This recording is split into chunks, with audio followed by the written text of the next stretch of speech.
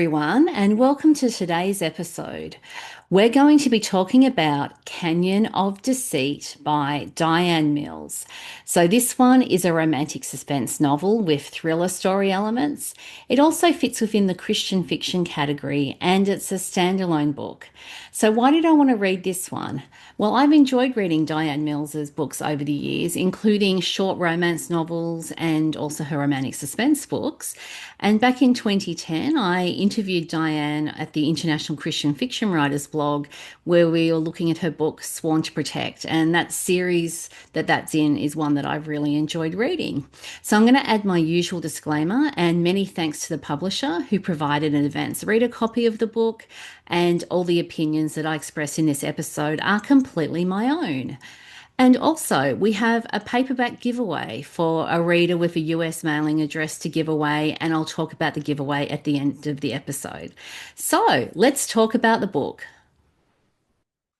Canyon of Deceit by Diann Mills is set in Texas, and this one has suspense and romance tropes. So, for the romance, we've got a second chance as romance.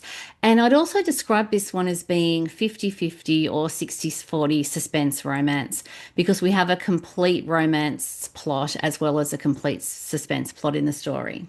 Now, we have an outdoor setting because our heroine, our leading lady, is a wilderness survival specialist. And the hero in the story is a Texas Ranger who's a specialist at negotiating and doing that kind of thing. We also have a kidnapped child in this book, and it's got organized crime connections. And the child's father is from Russia. So there's a few things going along with that that could involve other law enforcement agencies. So the first line of the book is this one. I smoothed a tattered quilt beneath a live oak about a mile from our home and laid my guitar atop it. So the first line is in Therese's point of view. Now, when the story opens, she's in her early 30s and she's our wilderness survival specialist and expert. Now, when the prologue takes place, we're going back 20 years in time, and Therese in this scene is with her younger sister, and her younger sister passes away, which drastically changes Therese's life forever. And Therese, all these years later, is still carrying some childhood trauma from what happened back at that time. So that opening prologue is quite important for the story in terms of her emotional baggage, and because it was such a big catalyst that changed her life. So if we move to chapter 1 at the start of the story, we have Therese, who's got a university professor colleague who's from Russia, and he calls her, and basically he tells her that his wife has been murdered and his daughter has been kidnapped, and his daughter's 8 years old. And there's been a ransom demand, but as part of that, he can't contact law enforcement. But what he has done is he's put a GPS tracker or a couple of trackers on the child and has worked out that the child is in a remote West Texas canyon wilderness area, which is one of the reasons he's called Therese, because he wants her to go in and rescue his daughter. And this then introduces us to the hero in the story, and his name is Blaine, and he's in his early 30s as well, same age as her. And he's a Texas Ranger and specializes in doing negotiations to get hostages out of terrible situations, etc., etc. So we have some backstory with Blaine and Therese, which is where our second chances romance comes in. So they met 7 months earlier when Therese was running a session with a group of Texas Rangers looking at wilderness survival techniques and skills. So that was a 4-day course that they did where she got to know him. And to cut a long story short, they went out on 3 dates, and then she decided that the relationship couldn't go any further. But she didn't actually tell Blaine exactly why that had happened. So he's been wondering what went wrong for the months in between. So she contacts him and says, hey, I've got this kidnapped child. Can you help me? And so Blaine agrees to help her, which kicks off the story because they need to go and work out where the child is. So there are a lot of problems in this book. So we have this kidnapped little girl, and no one really understands why she's been kidnapped. The father has been quite reluctant to share information, which isn't helpful. And Therese, of course, has her own emotional baggage from her childhood trauma, from when her sister passed away, that she's got to navigate in the story. Blaine, of course, and Therese pick up on the attraction that's still simmering along there, and so they can't ignore what's the sparks that are flying between them. So that needs to get addressed in the story.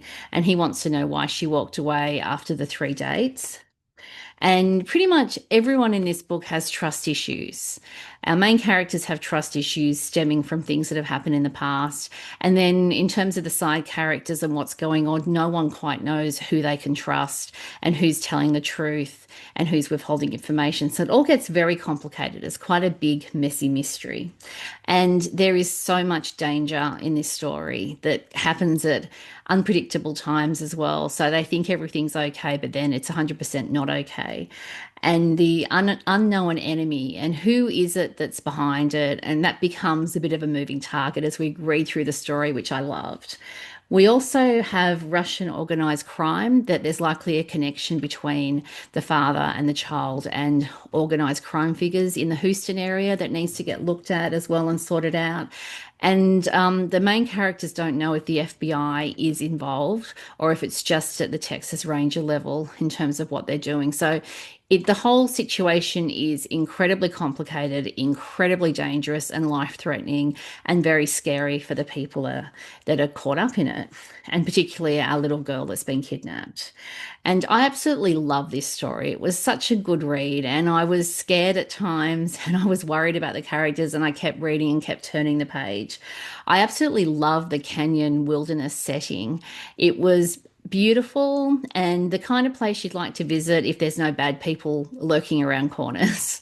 So I absolutely loved exploring that part of West Texas. It was very beautiful and pretty to see, and interesting to learn about the survival techniques that the characters needed, because there was a lot of danger out there, not just from the natural world, but from other things as well. And the romance being a second chance as one, and looking at what went wrong and unpacking that. I really appreciated how Diann set that up in the story and how the romance story arc played out. It was a really sweet romance that I enjoyed. And the characters, they all had depth, they all had emotional baggage that they had to deal with and things they had to overcome. And I particularly liked our girl who's kidnapped. She was just so brave and so strong in the story. And we got into her point of view at different times. And it was a really interesting read. And she was just so brave. Because she was in so much danger, we've got action-packed suspense happening. It's high octane. We've got our girl that's being kidnapped and doesn't know whether she's going to live, doesn't know who's alive, doesn't know what's going on. It's just incredibly scary for her. The suspense plot with the mystery just kept me guessing the whole way through, and I wanted to know why. Why is all this happening? Who's behind it? What's really going on? And I really liked how that all got answered during the story. It kept me guessing all the way through, which was a lot of fun. So my favorite book quote from the story is this one. Maybe my disbelief in God stemmed more from my anger at why this world was so prone to blackness and why he did nothing about it. So you probably guessed that the he that's being referred to in the quote is God. And this is one of our main characters who's thinking this. And I really love the strong faith elements in the story that were very organic and very much on the page. So this isn't a subtle faith story. We have a lot of God and Jesus on the page, which I really loved because it was so natural and just worked and was woven so well into the story that it just made so much sense. And I really appreciated it. And I really like it when we have those organic faith elements in the story. Now, in terms of the impact on me, I was so worried about these characters. It was scary. There was a lot of danger. As I said, the story had those thriller elements as well. So I kept turning the page to make sure that they were okay and to find out what happens next. And in this one, there are people that die, so we do have a little bit of blood and a little bit of those gory details. So if you're a bit squeamish and don't like all those story elements, and you might want to skip this one. I found it was fine because it made sense with what was going on in the story. And I think when you read suspense, you just expect to come across those types of things in the story as well. So, in summary, I would recommend Canyon of Deceit to readers who like heart pounding romantic suspense. If you like second chances romances, if you like the outdoors canyon setting in West Texas, then you'll love this one. If you love to have your characters in danger with no idea what's going on and who's behind it in very perilous situations, then you'll like this one. If you like having the suspense plot with a mystery where you don't really know what's happening and there could be international crime syndicates involved and all that kind of stuff, then you'll like this one. If you like reading your suspense and your romantic suspense that has Texas Rangers and those types of characters, you'll like this one. If you like the kidnapped child trope in your suspense, then you'll like this one. And if you like reading romantic suspense that has strong faith elements that are just so organic and beautifully written and woven into the plot, then you'll love this one as well. Thanks for joining me today. Does Canyon of Deceit sound like a book that you'd like to read? Have you read it? What did you think? You can let me know. If you're listening on the podcast, you can send me a text via a link in the show notes. If you're watching at YouTube, you can like the episode at YouTube and leave a comment there. You can also email me via my website where I have a contact form, and that's at narelleatkins.com. And please subscribe if you've enjoyed listening to this episode. And you can subscribe at your favorite podcasting app or at YouTube, and then you won't miss an episode because you'll get notified when the next one drops. Now, the paperback giveaway, that's very exciting. So I have a paperback to give away to a reader with a USA mailing address. And the giveaway will close on September 22nd, USA West Coast time. And the link to enter the giveaway will be in the show notes. So don't forget to go and enter the giveaway if you think you'd like to read this one. And thanks for tuning in, and see you next time.